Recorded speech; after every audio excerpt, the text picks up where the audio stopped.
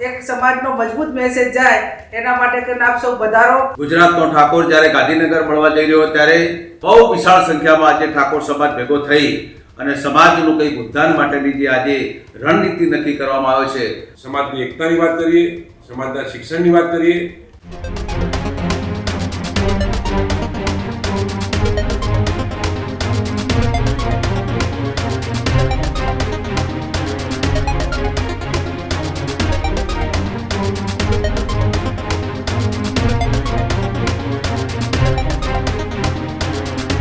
સમાચાર ઠાકોર સેનાને લઈને સામે આવી રહ્યા છે। 2027ની ચૂંટણી પહેલા અલ્પેશ ઠાકોરનું સૌથી મોટું શક્તિ પ્રદર્શન યોજાવા જઈ રહ્યું છે।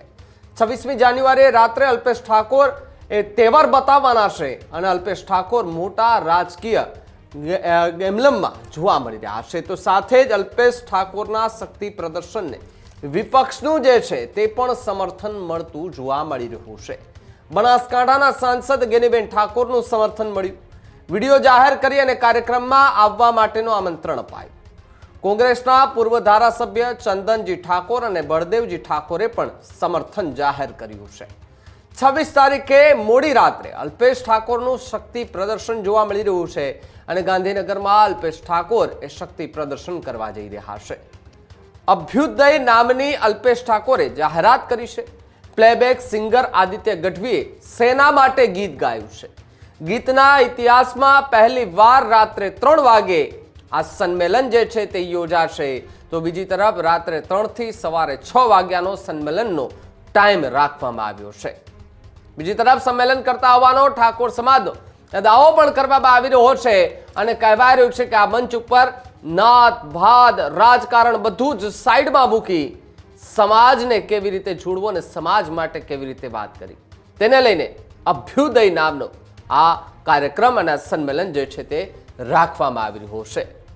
પ્લેબેક સિંગર તરીકે આદિત્ય ગઢવીને રાખવામાં આવ્યા। આદિત્ય ગઢવીએ ગીત ગાયું છે અને ગીતના શબ્દોમાં પણ રાત્રિના સમયે જે સંમેલન રાખવાનું છે એ સંમેલનનો ઉલ્લેખ કરવામાં આવ્યો છે। ઠાકોર સમાજની વાત કરવામાં આવી, ઠાકોર સેનાની વાત કરવામાં આવી, ઠાકોર સમાજ યુવાનોની વાત કરવામાં આવી છે અને અનેક વખત જોઈએ છે કે ઠાકોર સમાજનું સંમેલન મળે છે ત્યારે કંઈક નવા જૂની થાય છે। આ પહેલા જ્યારે ઠાકોર સમાજનું સંમેલન મળ્યું ત્યારે બંધારણની અંદર એમનું પોતાનું બંધારણ લઈને આવ્યા અને પોતાના બંધારણમાં અનેક નિયમો લઈને આવ્યા।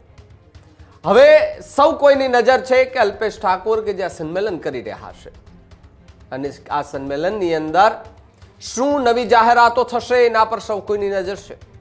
રાત્રિના 3 વાગે સંમેલન તમે ક્યારેય નહીં સાંભળ્યો હોય, પરંતુ ઠાકોર સેનાએ એ રાત્રિના 3 થી સવારે 6 વાગ્યા સુધી 26 જાન્યુઆરીની રાત્રે આ સંમેલન રાખવાની વાત કરી છે અને આ સંમેલનની તૈયારીઓ પણ થવા માંડી છે અને બસ એનું કામ હવે પૂર્ણ થવા પણ આવ્યું છે।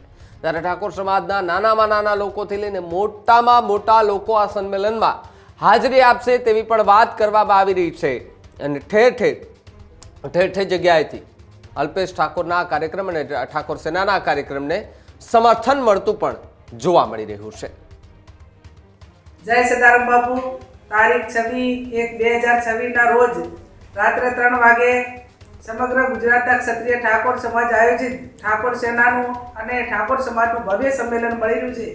આપ સૌ આ સંમેલનના ઠાકોર સમાજના સૌ અગ્રગણી આગેવાનો, વડીલો, વિવિધ સંગઠનો સાથે મળીને આને ભવ્ય રીતે આ સંમેલન થાય અને આવનાર સમયની અંદર એક સમાજનો મજબૂત મેસેજ જાય એના માટે કરીને આપ સૌ વધારો। આ સંમેલનની અંદર હું પણ આવવાની છું અને આપ સૌ પણ વધારો।